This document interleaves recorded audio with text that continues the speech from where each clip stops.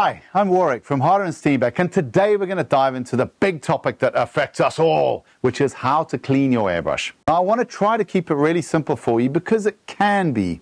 Okay, there's so many people giving all these complicated solutions to airbrush cleaning, using the word tearing it down, which is so unnecessary in terms of the vibe that it gives about airbrushing. I want to give you something that enables you to keep your workflow throughout the session, most importantly at the end, that you're not left with any dramas to solve. The less dramas you've got to solve at the end increases the likelihood that you'll do a great job at the end of session clean, which puts you in a great position to pick the airbrush and have a good time with it the next time you bring it out to paint. Now, I have got one tip that is absolutely unexpected. I'm going to save it for the end of the video because it's a total game changer, so please do stay with us until the end of the video to get that one. First of all, let's talk about the in-between color change. Now, this is really the key to it.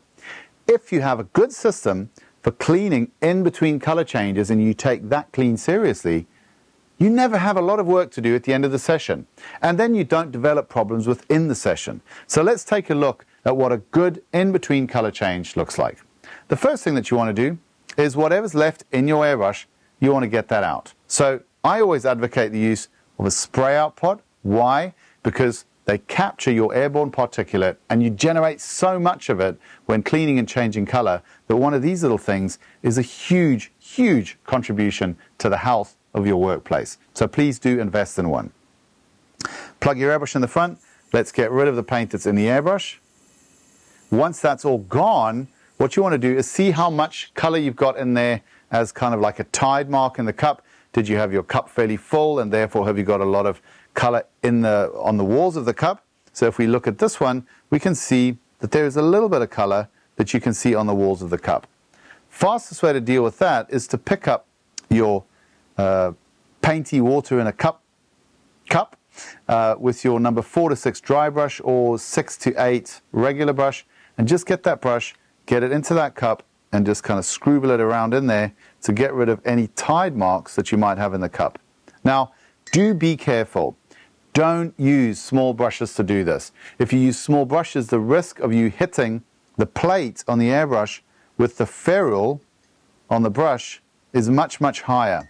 If you do that, you're going to put scratches in. Scratches are harder to clean. So this is why we advocate using these bigger brushes. Actually, they can't be too big. If you want to use a number 8 dry brush or a number 10 regular brush, that's also fine. Once you've cleaned the cup in that way, what you then want to do is pick up a bit of your paper towel that you keep to the side and just get inside the cup to remove that excess residue that you've just loosened up with the paintbrush.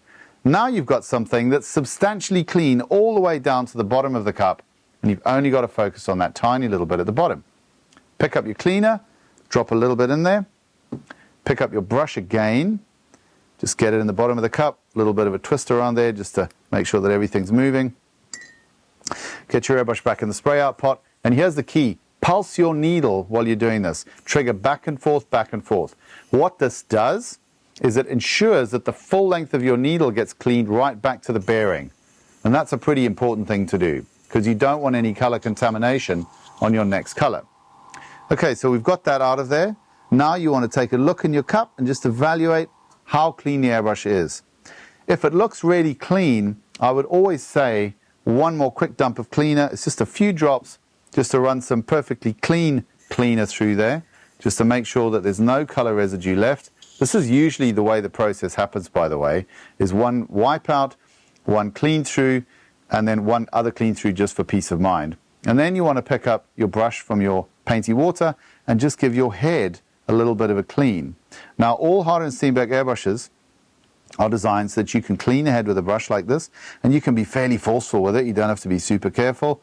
And that's important to do because you don't want any color residues sitting on that air cap, which is one thing that the spray out pots do tend to do a little bit of. Now you've got an airbrush that's clean enough to even put a white into it. And if you do this after every single color change, when you get to the end of the session, there's going to be barely any work to do. So just to recap that, spray out what's in the airbrush, drop a little bit of water in there, get any tide marks off the cup with your paintbrush, pick up your paper towel, wipe it out so there's no tide marks left on the cup so that the only paint residues you've got to deal with are right at the bottom of the cup and in the airbrush itself. few drops of cleaner in there, pick up your brush again, just make sure that the bottom of the cup is agitated and cleaned, spray it through whilst pulsing the trigger so that the full length of your needle gets cleaned. Once you've done that, have a look, and if it seems like almost everything is gone, then you can probably get away with just putting a few more drops of cleaner through, pulsing again, and then cleaning up the front of the airbrush with your dry brush or your paintbrush from your painty water cup. Once that's done, you're ready for the next color. At the end of the session, now we've got to think, is there anything more that we want to do? And this is really where the advice is probably going to deviate quite substantially to that which you normally hear on YouTube. And that's because we don't think that there's any great advantage in stripping your airbrush just for the sake of it. It's kind of like, you know, every time you want to change the oil in your car, it doesn't mean that you've got to take all the parts out of your car and wipe all the oil off of it, put them all back in before you put the new oil in. It's exactly the same thing. Too much stripping, it takes away painting time, it increases the risk of damage if it's not something that you're super familiar with, and actually, oftentimes, it's just not needed. So here's what we recommend. But before we do that, if you like the practical advice in our videos, then you'll love the practical design philosophy in our airbrushes. If you'd like to buy one, click on the link up top.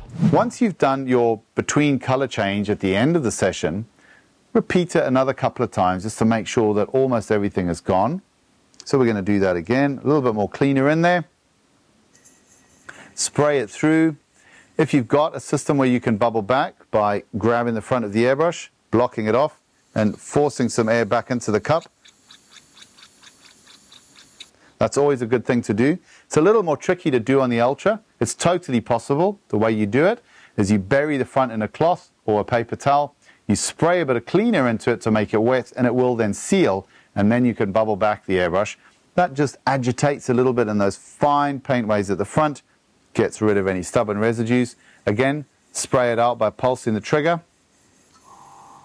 Once you're confident that everything's gone out the front of the airbrush, again, you might just want to clean it up a bit so that it's really perfect before you put it away. Now, I'm really confident that that's all done now, and I'm going to show you this. The last step before you put the airbrush away. Take your end piece off, loosen your needle chuck, and pull the needle out. Now, the needle will sometimes retain a little bit of color, but look here. If I can get that clearly in this camera here, this needle has absolutely zero color left on it. And that is the last place where color will always stay, is on the needle, either on the shaft here or just on the tip. But you can see, even from that incredibly simple process, there is absolutely zero color left on this needle. And that's really the lesson that I want to leave you all with. Cleaning is always best done when the paint is fresh. Never leave anything in the airbrush for longer than what you want to paint with it. So, for example, if the doorbell goes while you're painting, don't put the airbrush down and go off and get the door. It might be somebody that you really enjoy talking to. Really what you want to do is spray out what's in the airbrush, dump a bit of cleaner in, spray that through to get it started, then put it down. That'll take you about 15 seconds tops, and it will just guarantee that when you come back, you've never got dried paint in your airbrush. Really, really important tip. This cleanup here that we've done, there's absolutely no residue on the needle, which means that there is absolutely no residue in the airbrush. And what that means is that there's no need to strip it any further whatsoever. Absolutely none. The needle bearing in the middle of the airbrush prevents paint from coming back into the trigger area. This whole mechanism here, it's all non-paint bearing. The air valve is non-paint bearing, and we've got evidence, because of this perfectly clean needle, that there is nothing left in the front of that airbrush. So you do not need to do anything more than just that which you've seen on this video today. The key to it is never let paint sit in the airbrush for any longer than when you're actively painting with it. If you just stick to that, life is beautiful. And now it's time for that super secret tip that I talked about at the start of the video. This is going to change your painting life. It really is. This is something that we're all familiar with. The top of your paint bottle.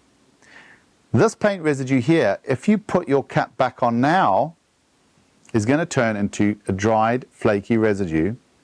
And the next time you start putting paint in your airbrush, there's a very, very good chance you're going to drop a little bit of that dried residue into your airbrush, and then your life will not be beautiful. My tip is this: get your cup with your painty water in it and your dry brush, and before you put that lid back on, just go around the nozzle of your paint bottle